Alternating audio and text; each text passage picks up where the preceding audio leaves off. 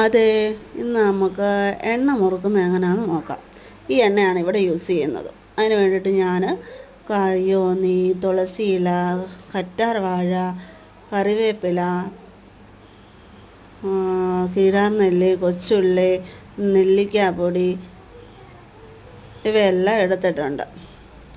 ഇവയെല്ലാം കൂടെ ഒന്നിച്ച് നമ്മൾ കഴുകി മിക്സിയിലിട്ട് ചതച്ചെടുക്കുക. ചതച്ചിട്ട് അതിൻ്റെ നീര് മാത്രമാണ് നമ്മൾ എടുക്കുന്നത്. ആ നീരെടുത്തതിന് ശേഷം ഒരു ചട്ടി വെച്ച് ചൂടാക്കി അതിലേക്ക് ഈ നീരെല്ലാം ഒഴിച്ച് കൊടുക്കുക. എന്നിട്ട് നന്നായിട്ട് വെട്ടി തിളപ്പിച്ച് കുറച്ച് പകുതി പറ്റി വരുന്ന സമയത്ത് വേണം നമ്മൾ വെളിച്ചെണ്ണ ഒഴിച്ച് കൊടുക്കാനായിട്ട്. അല്ലെന്നുണ്ടെങ്കിൽ നമ്മുടെ വെളിച്ചെണ്ണ ആദ്യമേ ഒഴിച്ച് കൊടുത്തു കഴിഞ്ഞാൽ ഒരുപാട് പറ്റിപ്പോവും. അതുകൊണ്ട് നമ്മുടെ ഈ കുറേ വെള്ളത്തിൻ്റെ അംശമെല്ലാം കുറേയെല്ലാം പോയതിന് ശേഷമായിരിക്കണം നമ്മൾ വെളിച്ചെണ്ണ ഒഴിച്ച് കൊടുക്കാനായിട്ട്. അങ്ങനെ വെളിച്ചെണ്ണ ഒഴിച്ച് കൊടുത്ത് നന്നായിട്ട് ചെറു തീയിൽ വെച്ച് വേണം നമ്മൾ എണ്ണ കാച്ചിയെടുക്കാനായിട്ട്.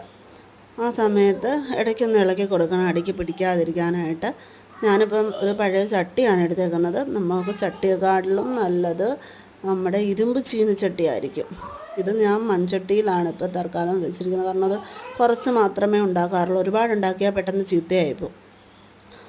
അത് കഴിഞ്ഞിട്ട് നമ്മൾ എണ്ണ മൂത്തോ എന്നറിയുന്നതിന് വേണ്ടിയിട്ട് ഇച്ചിരി കറിവേപ്പില ഒന്നിട്ട് നോക്കിയാൽ മതി. നമ്മുടെ എണ്ണ ഇങ്ങനെയാണ് നമ്മൾ റെഡിയാക്കുന്നത്.